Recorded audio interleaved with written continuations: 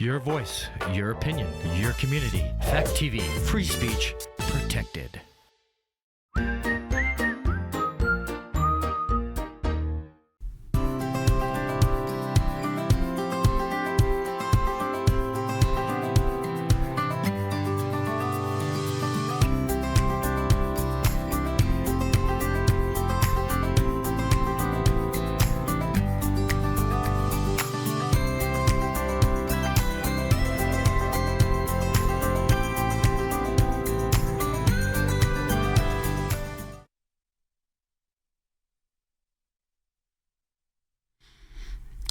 Good afternoon. My name is Kris Roberts. I'm the host of The Long Road. I'm glad that you're here. And I wasn't able to finish everything I wanted to talk about the migrants last show. And so we're going to continue on with the migrants.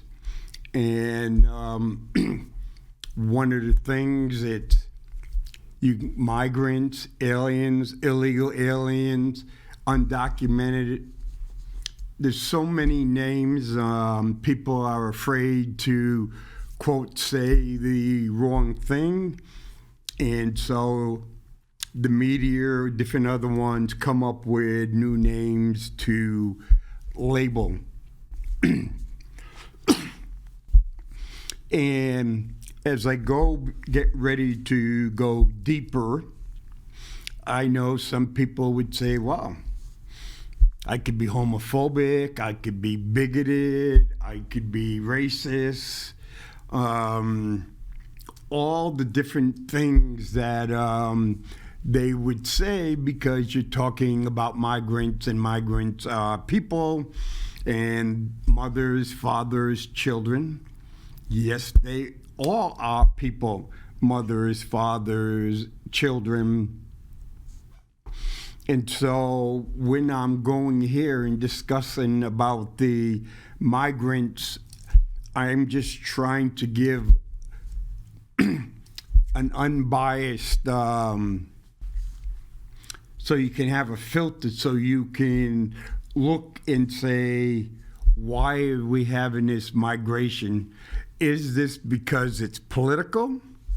Is this because it's economical? Or there's so many reasons. Well, to really understand what is going on is that you would have to go back into your history books. And what happens with the history books, they don't even talk about it anymore, don't teach the kids very much. It goes back to the mercantile system. The mercantile system goes back to guys like Adam Smith, an economist, a sociologist. And part of the Mercanline system was done by Europe and later by the United States. Basically, you were to extract as much wealth as possible out of your colonies. Okay? That's what it was all about. Extract wealth out of the economies. And so whether it started with slavery, was able to extract wealth, with the sugar plantations in the Caribbean into South America. Then you had ones that would go into Africa, extracting wealth. The King of Belgium was one of the worst. What the people have said, that over 10 million black people Africans were killed to extract wealth for Belgium. And then when they had Africa, then the Europeans went over to India and extracted wealth out of what is India, Pakistan.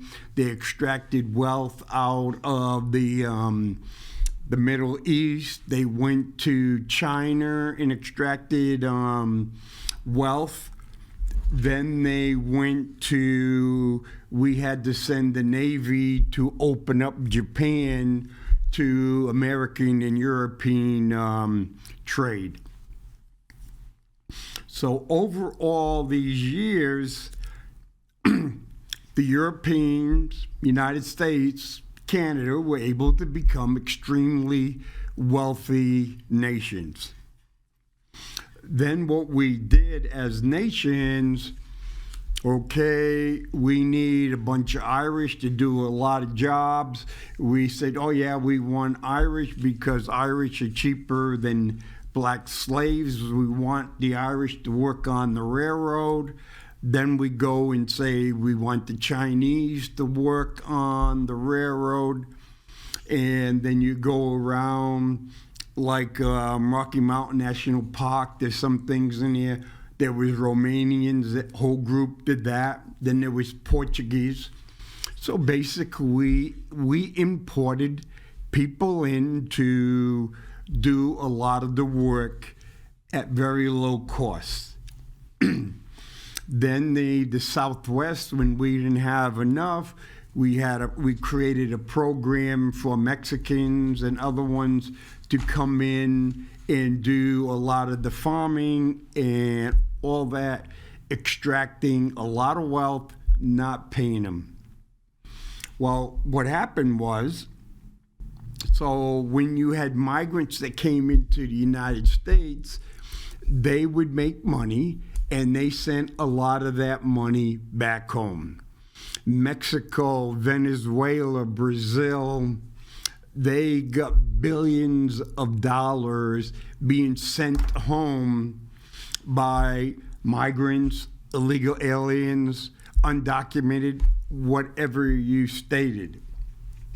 What makes you feel comfortable. So this just kept going on for years. But what kind of changed? It started in the 1990s. We went to war. We won the first Gulf War. It was pretty easy. Most of the foreign countries between Saudi Arabia and Kuwait and everything, and they kicked in a lot of money. So we kind of went to war and we didn't have to pay very much, except in some lives which were replaced by the army and stuff, but not by the families.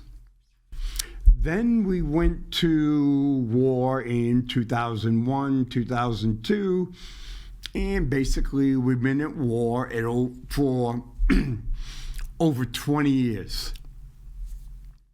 We go to war in Afghanistan. Hundreds of thousands of Afghanistans leave and head towards Europe. Then we have a war in Syria, and millions of Syrians leave Syria. And some were in Turkey, others have decided to move on to Europe. Then we decided that we were going to get rid of Gaddafi in Libya. We thought it was going to be easy, and we created a civil war there, one on the Allied side, NATO side, and one on the other side, Al-Qaeda and other ones. And then what happened? Libyans by the hundreds of thousands, some going through Egypt and up, others going across the Mediterranean Sea, bunch not making it, landing in Turkey, landing in Greece, landing in Italy, Spain. And so you had millions of undocumented, even get confused, migrants that came from war-torn countries. And then what happened, Al-Qaeda and other type ISIS, they moved. They created factions in Africa. United States has gone to Africa. We even created an African command. So now on the southern border, you'll see hundreds of thousands of Africans coming in, fleeing the war-torn areas around Nigeria, Rwanda, the Congo. Then you have more and more people coming from India. India is a pretty racist, and they're much against, if you're not straight, you have a problem in India. India has over 1 billion people, and they're coming across the border. Then you have China. Okay, people are smuggled out of China all the time. And there's been numerous cases where people have been in the shipping containers for the voyage, and sometimes they're rescued, sometimes they make it, and sometimes they die in the shipping containers. And so what we now, that's the way the system was going. That's where all the migrants basically were coming from. But the problem now, whether you call it climate change, whether you call it economic problems, whether you call it political, Venezuela is having internal fighting going back and forth. Chavez was there. We tried to overthrow the government of Chavez. Then Chavez left. A pro-American government came in. Then that didn't last. And basically Chavez had died. And so he was replaced. And so, but one of the things that we did was we put a ban on the oil imports from Venezuela to the United States. Venezuela has a heavy crude, and basically the only place really that it could be distilled was one of the refineries in Louisiana. And so Citgo have controlled most of the oil production in Brazil, and that oil was shipped to Louisiana to be distilled. And so you could buy it in Citgo gas stations and everything. But because we didn't like Chavez, we decided that we would not allow Chavez to sell his oil to the United States. And then we started hunting down Venezuelan ships and everything because we wanted to make sure that they weren't selling the oil to North Korea and a couple other states that were on a list. Then Colombia was going back and forth with the drug cartels, becomes unsafe. And so now people are going, it isn't safe to be in Venezuela. Plus, there's no jobs. It isn't safe to be in Colombia because if we're in Colombia, basically most of the jobs are forced jobs and you end up working in the drug. You don't want to be in Honduras and El Salvador because you got gangs like M13 and stuff, and they're controlling, and if you don't do what they want and everything, you can easily be killed. It's kind of like the old movies. They want you to, if you're a business, you got to pay so much as protection. And so I think it's El Salvador that has the big Supermax prison where the president is just, he said, doesn't matter. If we think you're in a gang, we're going to put you in this Supermax prison. And we're going to put you different gang guys together. So every once in a while, you hear about a breakout or a massive number of people got killed and stuff. So Mexico has the drug cartels. They want to bring in the fentanyl into the United States. And so now around the the world, the economics are not there to keep people in place. War and military action is forcing millions of people into migration. And so we thought Libya was going to be nice and easy. Libya's going on for 12 years. We thought Iraq was going to be nice and easy. 20 years later, we still have people in Iraq, and a bunch of them were bombed because there was mortar and missile going towards it the other day. Syria, about a 211, 212. We still got troops in Syria. Okay. Officially, we don't have any troops in Afghanistan, but you never know about the special forces. Again, the Taliban is back in Afghanistan.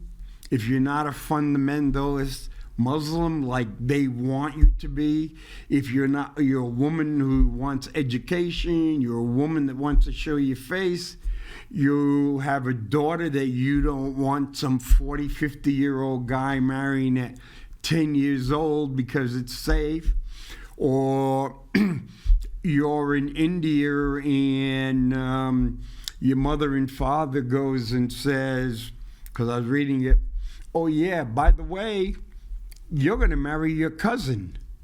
I don't really like my cousin. So the young lady went and joined the Air Force to get away from her family, and her family has disowned her.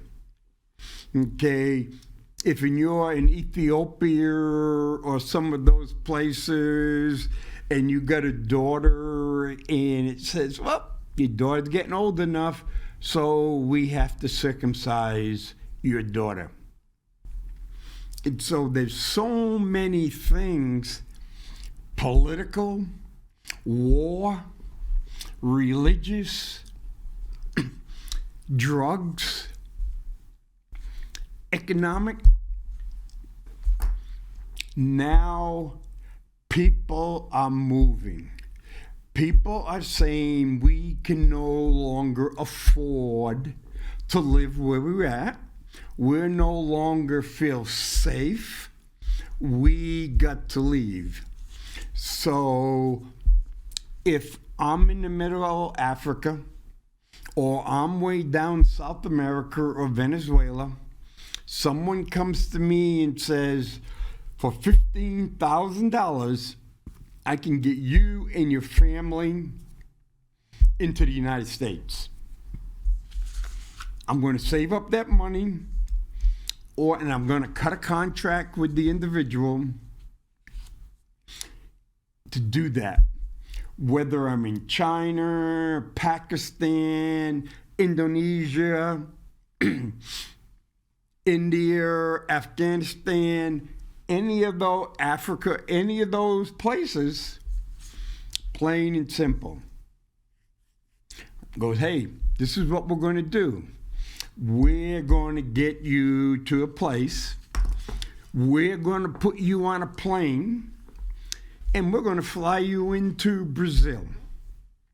And then once Brazil, we will start the overland journey up through Brazil, Colombia, then through the rainforest in Panama, and keep going up. And then by the time you get to Mexico, hopefully you can get on one of the trains and you can make it up. You may be able to stay in some of the safe houses along the way, but we'll get you to the border. And once you get to the border, you just turn yourself in and ask for asylum. Okay. What happened was all this migration has caused a lot of problems in Europe. And now a lot of countries in Europe are really moving to the right. Denmark, some of the places in Germany, Switzerland, Norway, Italy, because the migration was uncontrolled. Some of the countries that put barbed wire up will not let migrants go through their country.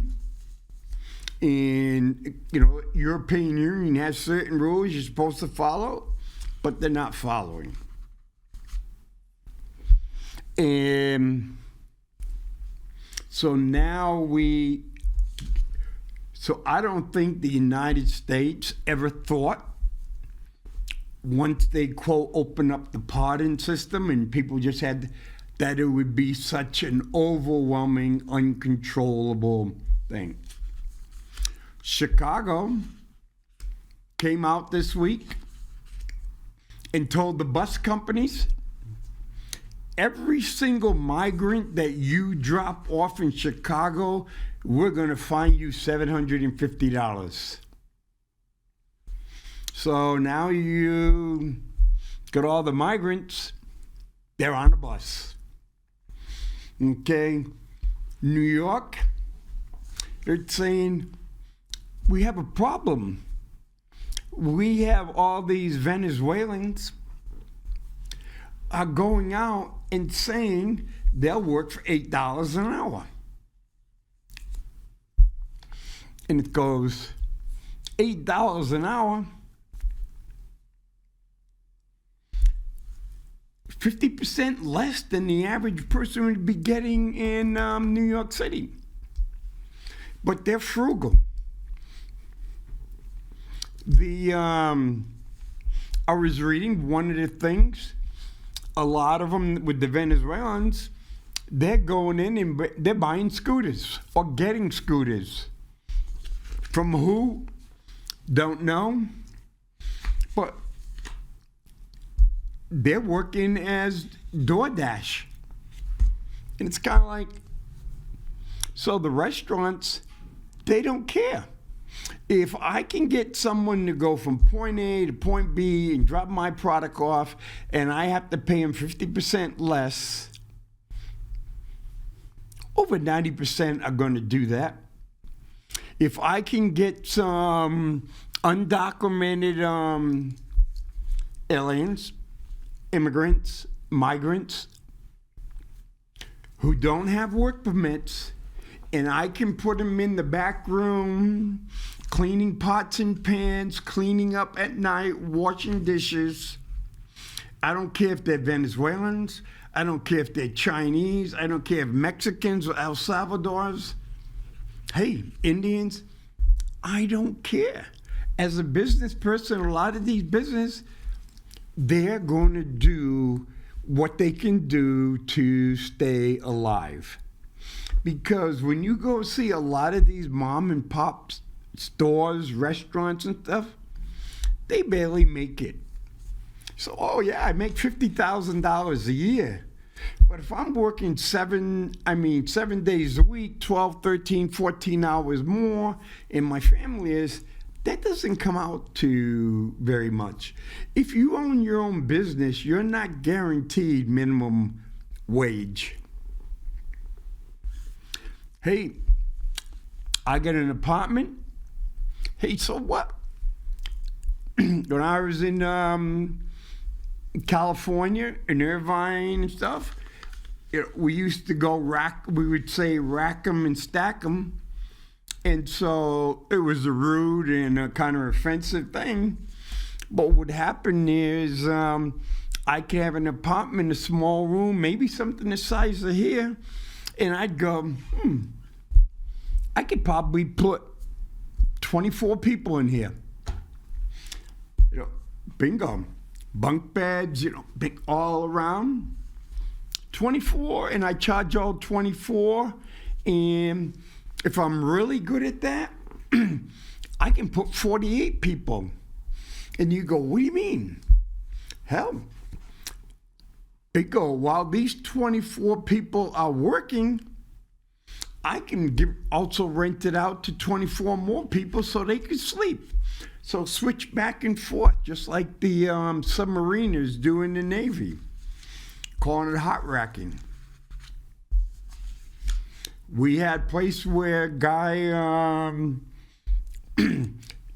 grew strawberries, those really big strawberries that some people will pay $5 or more each when they're dipped in chocolate. And the people would work, and he's, I'll take care of you. He paid him a little bit of money. But just when season was just about over and they were getting ready to come for the rest of their money, somehow immigration was notified, immigration would make a raid, and immigration would deport them. Well, after a couple of years of doing it, the guy and his foreman, who was responsible for bringing people in, they were convicted of slavery and had to spend some time in jail. Because we want our chicken nuggets really cheap. We want our fresh vegetables and fruits really cheap. We really like it when we can go to Hannaford's and get a pint of blueberries for $2 a pint. And so what this is going on is the businesses in the United States are also bringing migrants in.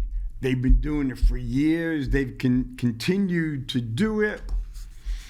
And one of the other problems is because of COVID and stuff, the wages have gone up. The wages have cut into a lot of businesses' profits.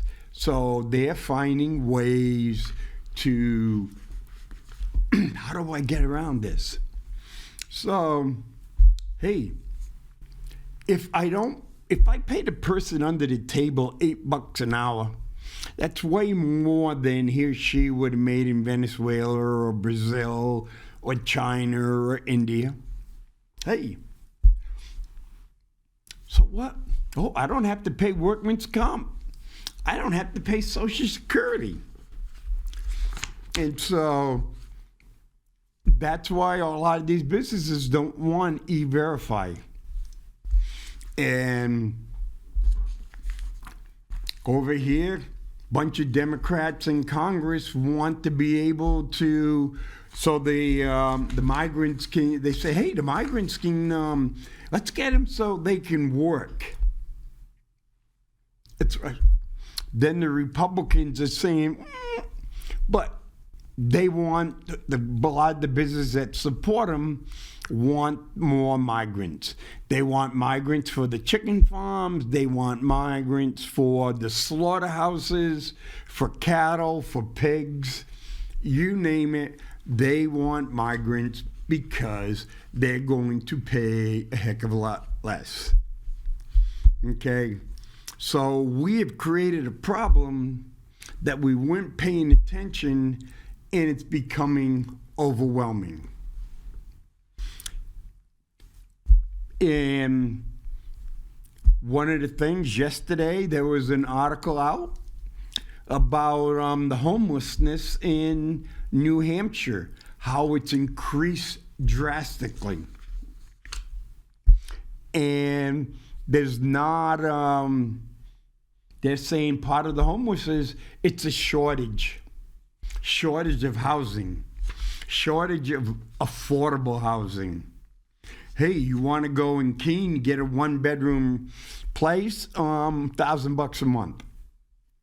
So if you get paid $10 an hour, even if you didn't pay taxes, Social Security, and all that kind of stuff, at $1,000 a month, at $10 an hour, that's 100 hours that you would have to work just to pay the rent. No utilities, no nothing, no phone, no car. And you get to work 160 hours a month. So, quote unquote, that would leave you 60 hours, so that would leave you $600 to take care of everything else. And so, if you don't have any kids or anything like that, bingo. And so, for example, they stated that New Hampshire has 14,000 illegal, they call them illegal or undocumented people in the state. Okay? The problem with, for example, Los Angeles and Denver and Chicago and New York, what became the migrants is now it's getting closer and closer to being a social economic problem. Okay. So in New York and Chicago and Denver, LA, and some of the other big cities, Philadelphia, Washington, D.C., where they all have big poverty problems, well, the money that they're spending on the migrants are coming for programs that supported low-income blacks and Hispanics. Okay? And we in the United States like to make it real simple. Hispanics. We consider about 45 different countries as Hispanic countries. Brazil, Venezuela, Aruba, Chile, Bolivia, Paraguay, Mexico, El Salvador, Nicaragua, Panama. They don't consider themselves Hispanic. They consider themselves Mexicans, Brazilians, Venezuelans, Chileans. Okay? We go and say, oh, blacks. Some say African Americans. Well, if I'm coming from Africa, I don't consider myself African. I don't consider myself African American. I'm Ethiopian. I'm Congolese. I'm Nigerian. I'm Libyan. I'm Moroccan. So what we've done is we've created these African American, Black, African, Hispanics. Well, when you come to the United States and you go to, say, Chicago, and Chicago has, say, let's throw Paraguay in there. So you have a big group of people from Paraguay. They're low income. And you have a lot of low-income native blacks who are working, but they just don't make enough money to cover the basics. So a lot of the social programs that were helping the native blacks, the Black Americans, the ones from Paraguay, that money is being taken away from the group to help pay for the migrants. Well, so that is going to cause a social problem, and it's getting closer and closer. The amount of people that supported Mayor Adams in New York City, especially from non-white people, is dropping. The number of non-white people who supported the mayor of Chicago is dropping because people are starting to say, wait a minute, you are affecting the well-being and the safety of my family. Same way in Philadelphia, same way in Washington, D.C., same way in Boston area, when you're going and saying, wait a minute, we have homeless people here, but the homeless people are not on the priority list. Because a lot of people said, well, this is going to be really simple, but we put out the welcome mat. We told people you could come, it would be safe, you can get jobs. Then the traffickers said the same thing, and all of a sudden it's going. People would say, hey, we just got to America and this is what to go. Come on in, come on in. So we created a problem that we don't know how to fix. We don't even know if we will be able to fix it. We don't even know when it's going to end. It may never end.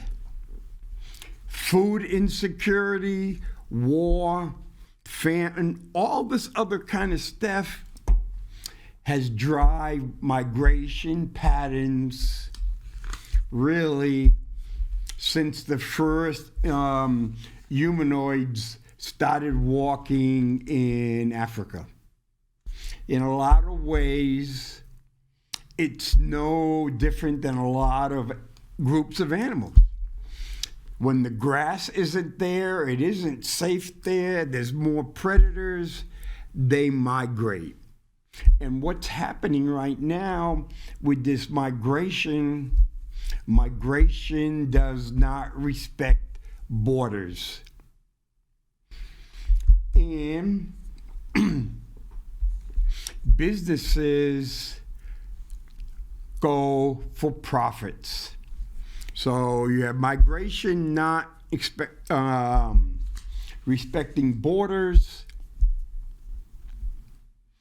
and we're not going to do what we did in the 20s and 30s. We're not going to pass exclusionary laws like saying no more Chinese are allowed to come into the United States. No more Serbians or Southern Europeans can come into the United States, or we're going to limit the number of Irish that can come into the United States, because, you know, those Irish are really not white people. So we have done a lot of things. We've done it a lot for businesses. And so we lost control of it. And I don't know. You can argue. The Republicans can say, well, the Democrats open borders. Well, both. I've seen both. Both want migrants to fill. They go and say there are jobs that Americans don't want, so let migrants come in and take those jobs. The reason there's a lot of those jobs that Americans don't want is because the companies are unwilling to pay them, quote unquote, people would say, a living wage. They won't, plain and simple. Hey, you know what?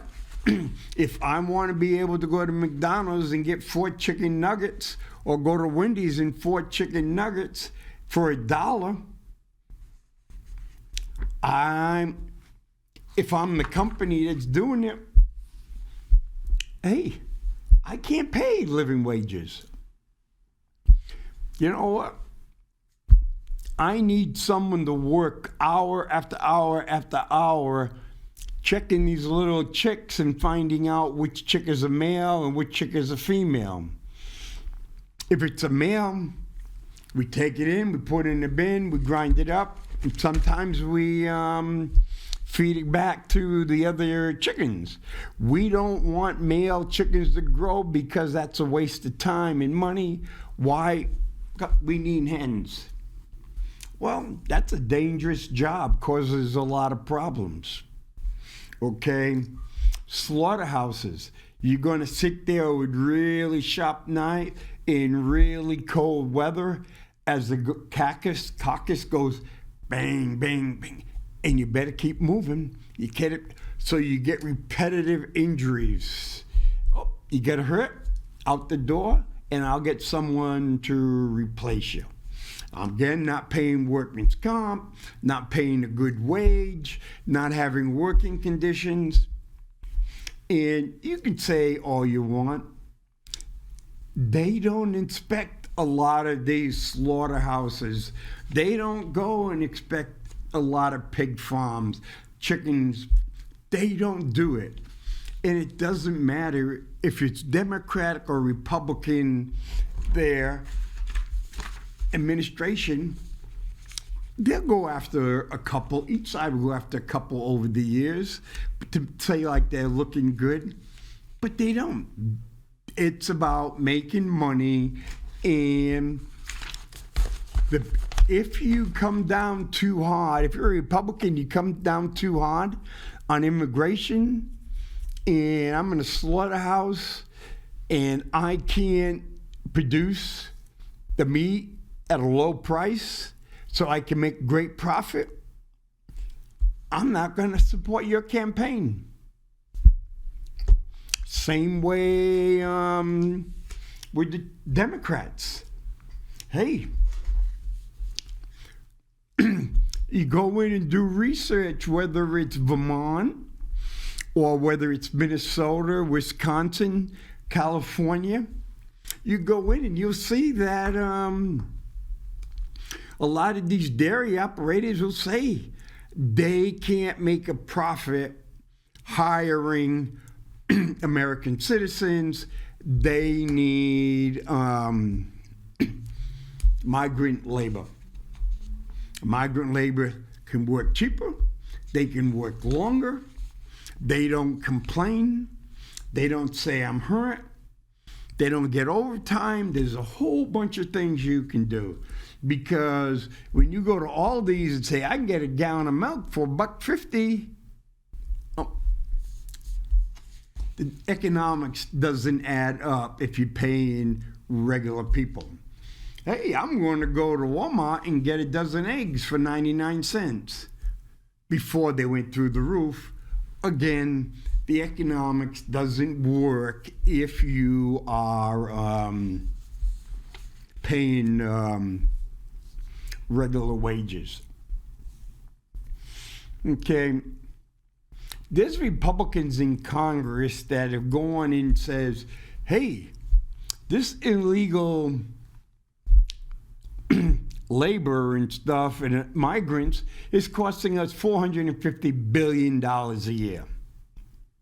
Well, that's hyperbole. It is not costing $450 a year.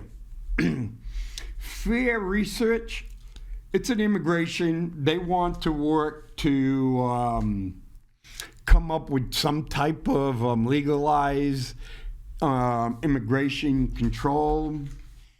The Homeland Security Secretary said the other day that probably the easiest way to solve the problem is just grant a general amnesty. But that means if you say, hey, we get 8 million undocumented and we'll just grant them all amnesty, then that means more people will go. FAIR says at the start of 2023 that net cost of illegal immigration for the United States at the federal, state, and local level is at least $150.7 billion a year. basically about a third of what some of the Republicans are staying. They arrived at this number by subtracting the tax revenue paid by illegal aliens, just under.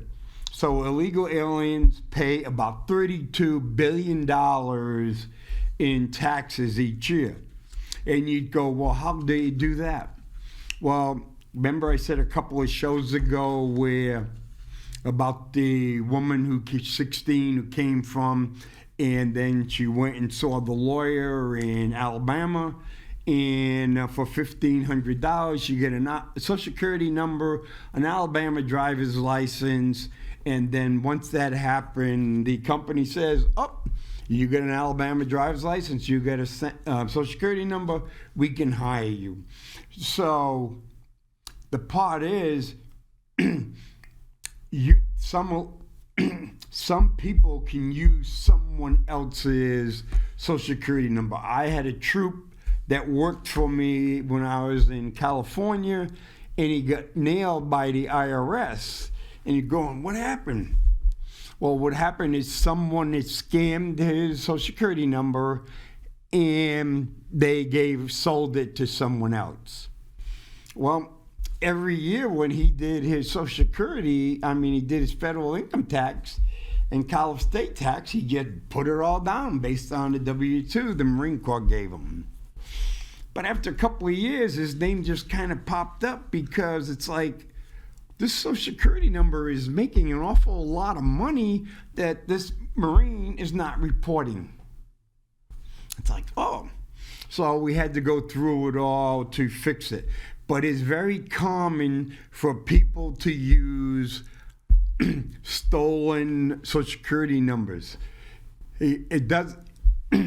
What happens is the migrant or the undocumented worker does not get credit for Social Security, and the person who's stolen will get more credit for the Social Security.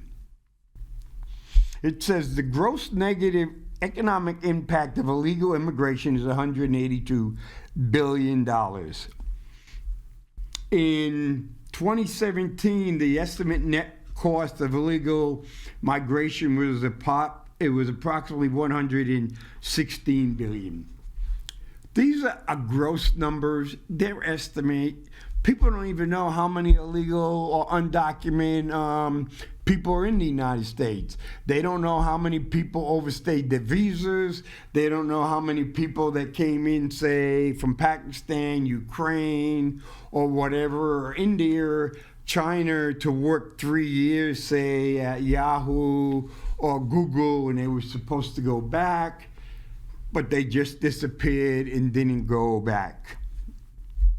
Illegal immigration costs each American taxpayer $1,156 a year, but when you take the taxes paid, they're saying is each American taxpayer pays $957.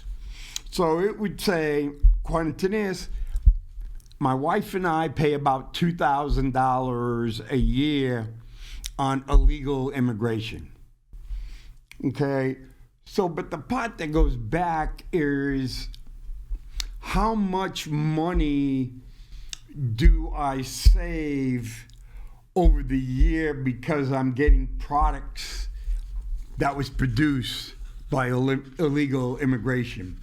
If I go get my chicken at $1.40 a pound, or I get my hamburger at this one, so that caused, yes, it's $2,000, but I'm getting money back because I'm buying products that was produced by illegal or undocumented workers.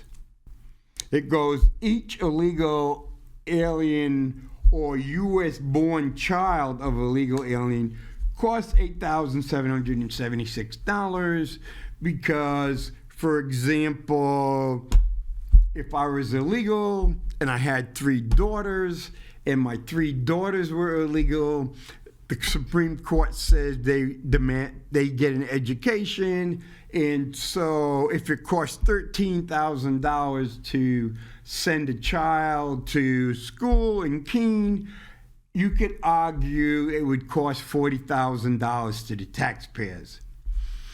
Well, not really, because my children are 3 years apart, so if each one just added to a class, bingo, it would not cost $13,000 each. But if my child went to the class and brought the class over a number that they had break it down to 2, then it's much higher. A large percentage of undocumented workers who work in the underground economically frequently avoid paying any income tax at all. And so what they do is they're not paying taxes. So if they're on the underground and they're working for me, for every $100 I pay them, there's $7.65 that I don't have to pay into Medicare or Social Security. And so you're not going to solve the migration problem as long as there's a demand for them. Whether you go to hotel workers, or you go to Uber drivers, or you go to DoorDash, there are so many gig economies right now that a lot of the migrants are filling in. I don't want to get up at 11 o'clock and go get something to eat from Marco Polo. So I can call up Marco Polo and say, Marco Polo, here's my $50 order. And Marco Polo will say, hey, within 25 minutes, there'll be someone knocking at your door. Ding, ding, ding. So I throw them a couple bones and I get to eat. Hey, you go to McDonald's. You go to, what's that? The Mexican place right by in the market, right by Staples and stuff like that. You go in there, you get the food already right there. The people come up and they DoorDash it. So we have created jobs that way. Yes, immigrants, whether documented, undocumented, illegal, or whatever you want to call them, they're all human beings. In a lot of cases, they're human beings that are being taken advantage of, whether it's the druggies, which is businesses. And you know what? Who makes a lot of money? A lot of these NGOs or non-government agencies, a lot of religious agencies, a lot of them, they get paid for taking care and processing the illegal aliens or the undocumented aliens. There was pretty close to $1 billion that was paid out to these organizations last year by the federal government alone, just so that they can process them. And in some places, like they were having in San Diego and they're having in Denver, the migrants were getting there off the bus. They basically were being processed, and then they were asked where they wanted to go. Oh, I want to go to New York. I want to go to Boston. I want to go to Chicago. I want to go to Minnesota. And in a lot of places, these organizations were procuring the plane ticket or the bus ticket and made sure the people got on the planes so they could get there. And you know what? you or I can't get on a plane unless we have a lot of information, proof to who we are. But if you're undocumented and you're being processed, you bought a ticket, you can be put on. So, again, the demand is there for the migrants. But what happened was both sides were looking the other way. It didn't matter. It was Silicon Valley. They didn't want to pay Americans $100,000 or whatever. So they were having people, and we were making gigantic profits. The companies, the stocks were going up. That we were taking advantage of migrant labor. Well, now it's being overwhelmed. The cities are being overwhelmed. And now it's their problem.